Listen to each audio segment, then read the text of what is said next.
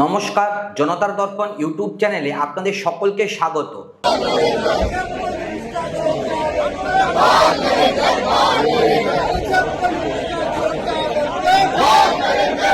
বন্ধুরা, শুধুমাত্র 4 মিনিট চলল লোকসভার সদন মৌসুমী অধিবেশনের অর্থাৎ বাদল অধিবেশনের শেষ দিনে, আর তারপরেই যা ঘটলো সেটা কোনো সাধারণ সাংবাদিক বুলেটিনে জায়গা পাওয়ার মতো খবর একেবারেই নয়।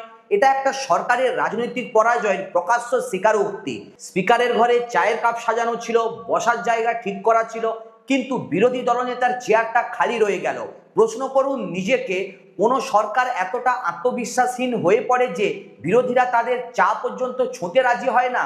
আর সেই একই দিনে ক্যামেরার সামনে যে দুটো মুখ সবচেয়ে বেশি চোখে পড়লো, সেই প্রধানমন্ত্রী আর স্বরাষ্ট্রমন্ত্রীর মুখে কোথায় গেল সেই চেনা আত্মবিশ্বাস, সেই 56 ইঞ্চির ঔদ্ধত্য? বন্ধুরা, উত্তরটা লুকিয়ে নেই কোনো গোপন ফাইলে, উত্তরটা লুকিয়ে রয়েছে গত 2 মাসের একটা প্রশ্নের ভেতরে, যার জবাব সরকার আজও এড়িয়ে যাচ্ছে। বন্ধুরা, জিজ্ঞেস করুন যে স্বরাষ্ট্রমন্ত্রীকে দেশ চেনে নতুন ভারতের লৌহ পুরুষ নামে, নিজের সংসদেই কেন তাকে খুঁজতে টি শার্টে লিখতে হলো লাপাতা? জিজ্ঞেস করুন যন্তর মন্ত্রের ছাত্রছাত্রীদের ওপর লাঠি চলল, প্যালেট গানের অভিযোগ উঠল, একটা 19 বছরের ছেলের শরীর ক্ষতচিহ্ন, আর প্রধানমন্ত্রী একটা শব্দ উচ্চারণ করলেন না। কিন্তু কেন? জিজ্ঞেস করুন একটা ক্যাবিনেট মন্ত্রীকে কেন 50 মিনিট ধরে বিরোধী দলনেতার ঘরে বসে হাতজোড় করতে হলো সংসদ চালানোর জন্য? যে সরকারের হাতে সংখ্যাগরিষ্ঠতা আছে তাদের কেন ভিক্ষা চাইতে হলো বিরোধীদের কাছে? আর সবচেয়ে বড় প্রশ্নটা, একজন বিরোধী দলনেতা যদি ক্ষমতাসীন প্রধানমন্ত্রী আর স্বরাষ্ট্রমন্ত্রীর সামনে দাঁড়িয়ে এতটা নিশ্চিন্তে হাসতে পারেন, তাহলে কি বুঝে নিতে বাকি থাকে এই অধিবেশনে আসলে কে জিতলো আর কে সম্পূর্ণ ব্যাকফুটে চলে গেল? তো বন্ধুরা, আজকের এই ভিডিওতে আমি সেকেন্ড বাই সেকেন্ড খুলে দেখাবো কিভাবে একটা গোটা সংসদীয় অধিবেশনের রাশ সরকারের হাত থেকে বেরিয়ে বিরোধী দলনেতার হাতে গিয়ে পৌঁছালো, কিভাবে যে সরকার শাসন করার কথা ছিল তারাই পরিণত হলো প্রতিরক্ষামূলক এক পক্ষে। ভিডিওটা শেষ পর্যন্ত দেখুন, কারণ শেষে এমন কিছু তথ্য দেওয়া আছে যেটা হয়তো মূলধারার অনেক চ্যানেল আপনাকে বলতেই পারবে না। বন্ধুরা, সংসদীয় রাজনীতিতে স্পিকারের চা চক্র একটা অতীব পুরনো এবং অতি পবিত্র রেওয়াজ। ধারণাটা খুবই সহজ, সারা অধিবেশন জুড়ে যতই তর্ক বিতর্ক, চিৎকার চেঁচামেচি, ওয়াক আউট হোক না কেন, শেষ দিনে সবাই মিলে একসঙ্গে বসে চা খাবে। বার্তাটা থাকে মতভেদ থাকতে পারে, কিন্তু মনোভেদ যেন না থাকে। অতীতে রাহুল গান্ধী নিজে, প্রিয়াঙ্কা গান্ধী, এমনকি সবচেয়ে তিক্ত অধিবেশনের পরও বিরোধী নেতারা এই চা চক্রে গিয়েছেন। এটা ছিল সংসদীয় গণতন্ত্রের একটা ভদ্রতার সীমারেখা। তাহলে এবার কি সবকিছুই বদলে গেল? প্রশ্নটা আসা একেবারেই স্বাভাবিক। এবার প্রথমবারের মতো সম্পূর্ণ সচেতনভাবে বিরোধী দলনেতা হিসেবে রাহুল গান্ধী এবং সমগ্র বিরোধী শিবির কংগ্রেস, সমাজবাদী পার্টি, তৃণমূল সবাই মিলে এই ঐতিহ্যবাহী চা চক্রটা বয়কট করলেন। ভাবুন তো একবার বন্ধুরা, এটা একটা প্রতীকী সিদ্ধান্ত হতে পারে, কিন্তু রাজনীতিকে প্রতীক কখনো নিরীহ হয় না। প্রতীক মানেই বার্তা, আর এই বার্তাটা ছিল একেবারে স্পষ্ট। আমরা শুধু নীতিগত বিরোধিতা করছি না, আমরা এই সরকারের আচরণকে আর ভদ্রতার যোগ্য বলে মনে করছি না। স্পিকার ওম বিড়লা নিজে সাংবাদিক সম্মেলনে স্বীকার করেছেন যে বিরোধী নেতারা তাকে জানিয়েছেন তাদের সঙ্গে ব্যক্তিগতভাবে কোনো সমস্যা নেই, সমস্যাটা রাজনৈতিক বাধ্যবাধকতার। কিন্তু এখানেই তো প্রশ্ন ওঠে, কোন রাজনৈতিক বাধ্যবাধকতা এতটাই ভারী হয়ে উঠল যে দশকের পর দশকের সৌজন্যের রেওয়াজ ভেঙে ফেলতে হলো? উত্তরটা লুকিয়ে আছে বন্ধুরা সেই 2 মাসের মধ্যে, যেখানে ছাত্র আন্দোলন, পুলিশি বল প্রয়োগ আর সরকারের নীরবতা জমতে জমতে একটা বিস্ফোরণ বিন্দুতে পৌঁছেছিল। সরকারের পক্ষ থেকে অবশ্য এই বয়কটকে অপরিণত আচরণ বা লজ্জা ঢাকার কৌশল বলে দাগিয়ে দেওয়ার চেষ্টা হয়েছে, কিন্তু বাস্তবতা হলো একটা সংগঠিত সর্বসম্মত বিরোধী সিদ্ধান্ত কখনোই হুট করে নেওয়াই হয় না। এটা একটা হিসেব করা রাজনৈতিক বার্তা যা বিরোধীরা ইচ্ছাকৃতভাবে জাতীয় সংবাদ মাধ্যমের হেডলাইনে পাঠিয়ে দিলেন অধিবেশনের একেবারে শেষ মুহূর্তে। এবার আসুন সেই দৃশ্যে বন্ধুরা, যেটা রাজনৈতিক পর্যবেক্ষকের চোখ এড়ায়নি। শেষ দিনে লোকসভায় কার্যক্রম চলল মাত্র 4 মিনিট। রেওয়াজ অনুযায়ী বন্দে মাতরম গাওয়া হয়, আর তার 3-4 মিনিট পরে স্পিকার অধিবেশন অনির্দিষ্টকালের জন্য মুলতবি ঘোষণা করেন। এটা প্রক্রিয়াগতভাবে স্বাভাবিক, কিন্তু এই 4 মিনিটের মধ্যে যা ঘটলো সেটা যে কোনো রাজনৈতিক পর্যবেক্ষকের জন্য একটা মাস্টার ক্লাস। প্রধানমন্ত্রী নরেন্দ্র মোদী এবং স্বরাষ্ট্রমন্ত্রী অমিত শাহ দুজনেই কিন্তু আজ হাজির হতে বাধ্য হলেন সংসদে। কিন্তু ভিজুয়াল বিশ্লেষণ যদি আপনারা করেন, তাদের শরীরী ভাষা, মুখের অভিব্যক্তি, কোথাও যেন সেই পরিচিত আত্মবিশ্বাসের যথেষ্ট অভাব ছিল। বন্ধুরা, যে সরকার প্রতিটা ইস্যুতেই 56 ইঞ্চি শক্তি প্রদর্শনের রাজনীতি করে, সেই সরকারের শীর্ষ দুই নেতা কেন এত মলিন, এত রক্ষণাত্মক দেখাচ্ছিলেন সংসদের শেষ দিনে? আর তার ঠিক বিপরীতে দাঁড়িয়েছিলেন বিরোধী দলনেতা রাহুল গান্ধী, শান্ত, স্থির, আত্মবিশ্বাসী মুখে একটা হালকা হাসি নিয়ে। এই হাসিটা নিছক সৌজন্যের হাসি একেবারেই নয়। রাজনৈতিক ভাষায় এই হাসির একটা অর্থ আছে। আমি জানি গোটা অধিবেশনে কে কাকে চাপে রেখেছে। প্রশ্ন করা দরকার, একজন বিরোধী দলনেতা যদি ক্ষমতাসীন প্রধানমন্ত্রী ও স্বরাষ্ট্রমন্ত্রীর সামনে দাঁড়িয়ে এতটা নিশ্চিন্তভাবে হাসতে পারেন, তাহলে সেই অধিবেশনে আসলে কে জিতলো আর কে হারলো, সেই প্রশ্নের উত্তর কি ইতিমধ্যে স্পষ্ট হয়ে যায় না? অধিবেশন শেষ হয়ে গেল বন্ধুরা, প্রতিবাদের সুর কিন্তু একেবারে থামেনি। বিরোধী সাংসদরা প্রতীকী প্রতিবাদ হিসেবে হাত তুলে স্লোগান দিলেন। আর এখানেই একটা গুরুত্বপূর্ণ পরিবর্তন লক্ষণীয়। যন্তর মন্তরের যে তরুণ প্রজন্ম, যে জেনজি ছাত্রছাত্রীরা রাস্তায় নেমে সরকার বিরোধী স্লোগান উঠিয়েছিল, ঠিক সেই একই স্লোগান এবার সংসদ ভবনের অন্দরেও কিন্তু পৌঁছে গেল।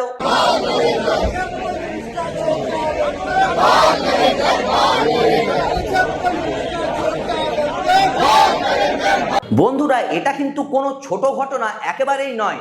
ভাবুন তো একবার, রাস্তার আন্দোলনে ছাত্রদের ক্ষোভ, তরুণ প্রজন্মের হতাশা, এগুলো যখন সংসদের মেঝেতে গিয়ে পৌঁছায়, তখন সেটা প্রমাণ করে যে সরকার আর সেই ক্ষোভকে রাস্তাতেই আটকে রাখতে পারছে না। প্রশ্ন হলো, একটা নির্বাচিত সরকার যদি নিজের দেশের তরুণ প্রজন্মের ক্ষোভকে সংসদের চৌহদ্দিতে ঢুকতে দেয়, তার মানে কি প্রশাসনিক ব্যর্থতা স্বীকার করে নেওয়া নয়? বন্ধুরা, এবার আসি আজকের এই ভিডিওর মূল অংশে। সংসদ নিয়মিত কভার করা সাংবাদিকদের পর্যবেক্ষণ অনুযায়ী গোটা বাদল অধিবেশনে রাহুল গান্ধী 10টা ধাপে ধাপে সাজানো কৌশলে সরকারের ন্যারেটিভ ছিনিয়ে নিয়েছেন। প্রতিটা ধাপ একবার করে বিশ্লেষণ করা যাক চলুন তো, এবং প্রতিটা ধাপেই আমরা সরকারের ভূমিকাকে প্রশ্নের মুখে ফেলবো। পুলিশি বল প্রয়োগ আর ছাত্র আন্দোলনের পর 20 জুলাই রাহুল গান্ধী সরাসরি রাস্তায় নেমে আসেন এবং প্রধানমন্ত্রীর বাসভবনের দিকে পদযাত্রা করার চেষ্টা করে রাস্তাতেই বসে পড়েন আর শুয়েও পড়েন। এই দৃশ্যটা শুধু প্রতীকী নয়, এটা একটা রাজনৈতিক বিবৃতি। একজন সংসদীয় বিরোধী দলনেতা যখন এসি ঘরের বিতর্ক ছেড়ে রাস্তায় নেমে আসেন, তখন প্রশ্ন ওঠে, সরকার কি এতটাই দূরে সরে গিয়েছিল জনগণের কণ্ঠস্বর থেকে যে বিরোধী নেতাকে সংসদ ছেড়ে রাস্তায় নামতে হলো? এখানে সরকারের প্রতিক্রিয়া লক্ষণীয় বন্ধুরা। পুলিশ দিয়ে আটকানো, ব্যারিকেড, বল প্রয়োগ। কিন্তু একটা গণতান্ত্রিক সরকারের কাজ কি বিরোধী দলনেতাকে রাস্তায় আটকানো, নাকি তার প্রশ্নের জবাব দেওয়া? প্রতিটা সংসদীয় কার্যদিবসে সকালে মল্লিকার্জুন খড়গের চেম্বারে ইন্ডিয়া জোটের সব দলের ফ্লোর লিডারদের নিয়ে বৈঠক করতেন রাহুল গান্ধী। এই নিয়মিত সমন্বয় বিরোধী দলগুলোকে একজোটে রাখলো সারা অধিবেশন জুড়ে। ফলাফল কি দাঁড়ালো? সংসদ পরিচালনার আনুষ্ঠানিক দায়িত্ব সরকারের হাতে থাকলেও প্রকৃত এজেন্ডা নির্ধারণ করছিল বিরোধী শিবির। এটা কি সরকারের সাংগঠনিক দুর্বলতার প্রমাণ নয় যে তারা তাদের নিজেদের হাতে থাকা সংসদীয় সংখ্যাগরিষ্ঠতা দিয়েও এজেন্ডা নিয়ন্ত্রণ রাখতে পারেনি? শিক্ষামন্ত্রী ধর্মেন্দ্র প্রধানের ইস্তফার পর সরকার হয়তো ভেবেছিল আন্দোলনটা থেমে যাবে, বিতর্ক শান্ত হবে। কিন্তু বন্ধুরা, বিরোধী দলনেতা রাহুল গান্ধী সেই সুযোগটাই দেননি। তিনি সরাসরি প্রশ্ন তুললেন, ছাত্রদের উপর লাঠিচার্জ আর কথিত প্যালেট গান ব্যবহারের নির্দেশ কাজ ছিল। এই প্রশ্নের কাঁটা গিয়ে বিঁধল সরাসরি স্বরাষ্ট্র মন্ত্রণালয় অর্থাৎ অমিত শাহের ঘাড়ে। এখানে একটা মৌলিক প্রশ্ন থেকে যায়, একজন মন্ত্রীর ইস্তফা দিয়ে কি প্রশাসনিক জবাবদিহিতার প্রশ্ন এড়ানো যায় কখনো? শিক্ষামন্ত্রী পদত্যাগ করলেন পরীক্ষা সংক্রান্ত অনিয়মের দায়, কিন্তু পুলিশি বল প্রয়োগের প্রশ্নের দায় তো বর্তায় স্বরাষ্ট্র মন্ত্রণালয়ের ওপর। সেই প্রশ্নের সরাসরি জবাব কেন এড়িয়ে যাওয়ার চেষ্টা হলো? এতদিন এই বিষয়টা মূলত ইংরেজি সংবাদ মাধ্যমের একটা কোণে সীমাবদ্ধ ছিল। রাহুল গান্ধী একটা সাহসী এবং আক্রমণাত্মক পদক্ষেপ নিলেন। এক 19 বছর বয়সী প্যালেট গান আক্রান্ত তরুণকে পাশে বসিয়ে সরাসরি সংবাদ মাধ্যমের সামনে তার শরীরের ক্ষতচিহ্ন দেখালেন। এই একটা মাত্র মুহূর্ত ইস্যুটাকে জাতীয় আলোচনার কেন্দ্রবিন্দুতে নিয়ে এলো। এখন ভাবার বিষয় বন্ধুরা, কেন একজন বিরোধী দলনেতাকে এই কাজটা করতে হলো? কেন সরকার নিজের থেকেই এগিয়ে এসে আহত ছাত্রদের পাশে দাঁড়ালো না? তদন্তের ঘোষণা কেনই বা করলো না? একটা আহত তরুণের শরীরের ক্ষত জাতীয় সংবাদ মাধ্যমে আসার জন্য বিরোধী দলনেতার হস্তক্ষেপের প্রয়োজন হলো কেন? এই প্রশ্নটাই সরকারের সংবেদনশীলতার অভাবকে প্রমাণ করে দেয়। বন্ধুরা, শুধুমাত্র প্যালেটে আক্রান্ত তরুণ নয়, লাঠিচার্জে আহত অন্য শিক্ষার্থী এবং সাইবার ট্রোলিং ও অনলাইন হেনস্থার শিকার হওয়া নারী আন্দোলনকারীদের সঙ্গেও রাহুল গান্ধী সরাসরি সাংবাদিক সম্মেলনে কথা বলেছেন। এটা একটা ধারাবাহিক কৌশল। ভুক্তভোগীদের মুখ এবং কণ্ঠস্বর পরিসংখ্যানের বদলে মানবিক গল্প হয়ে জাতীয় বিতর্কে জায়গা করে নিল। এখন প্রশ্ন হলো, একটা সরকার যখন নিজের নাগরিকদের ওপর হওয়া অভিযুক্ত বল প্রয়োগের বিষয়ে নীরব থাকে আর সেই শূন্যস্থান পূরণ করতে হয় বিরোধী দলকে, তখন সেই সরকারের জনসংযোগ ব্যবস্থার ব্যর্থতা কতটা গভীর তা কি স্পষ্ট নয়? বন্ধুরা, এবার যেটা বলবো সেটা হলো সবচেয়ে চমকপ্রদ ঘটনা। সংসদ পরিচালনার জন্য কিরণ রিজিজুকে বাধ্য হয়ে রাহুল গান্ধীর দপ্তরে গিয়ে প্রায় 50 মিনিট বসে দর কষাকষি করতে হলো, পরদিন আবার ফোনেও কথা বলতে হলো। কিন্তু রাহুল গান্ধীর দাবি একেবারে স্পষ্ট ছিল, অমিত শাহকে নিজে এসে জবাব দিতে হবে। ভাবুন তো একবার, সরকার পক্ষের একজন ক্যাবিনেট মন্ত্রীকে বিরোধী দলনেতার ঘরে গিয়ে অনুরোধ করতে হচ্ছে সংসদ চালু রাখার জন্য। এটা কি ক্ষমতার ভারসাম্যের একটা নাটকীয় উলটপালট নয়? যে সরকারের হাতে সংখ্যাগরিষ্ঠতা আছে সেই সরকারকেই কেন বিরোধী দলনেতার দুয়ারে গিয়ে দর কষাকষি করতে হলো? সংসদে অমিত শাহের দীর্ঘ অনুপস্থিতিকে কেন্দ্র করে বিরোধীরা অমিত শাহ লাপাতা লেখা টি শার্ট ও পোস্টার নিয়ে সংসদে প্রবেশ করলেন। এটা নিছক ব্যঙ্গ নয় বন্ধুরা, এটা একটা সুপরিকল্পিত ইমেজ আক্রমণ। যে স্বরাষ্ট্রমন্ত্রীর ভাবমূর্তি বছরের পর বছর ধরে কঠোর, সর্বত্র উপস্থিত লৌহ পুরুষ হিসেবে তৈরি করা হয়েছে, ঠিক সেই ভাবমূর্তির বিপরীতে দাঁড় করানো হলো নিখোঁজ মন্ত্রীর চিত্র। প্রশ্ন হলো, এত গুরুত্বপূর্ণ একটা ইস্যুতে যেখানে ছাত্রদের ওপর বল প্রয়োগের অভিযোগ উঠছে, দেশের স্বরাষ্ট্রমন্ত্রী কেন সংসদে দীর্ঘ সময় অনুপস্থিত থাকলেন? যখনই অমিত শাহ সংসদে কথা বলতে চেয়েছেন, তাকে অভিযোগ করতে শোনা গেছে যে বিরোধীদের হট্টগোলের কারণে তিনি কথা বলতে পারছেন না। এখানে একটা যৌক্তিক প্রশ্ন একেবারে তোলা দরকার।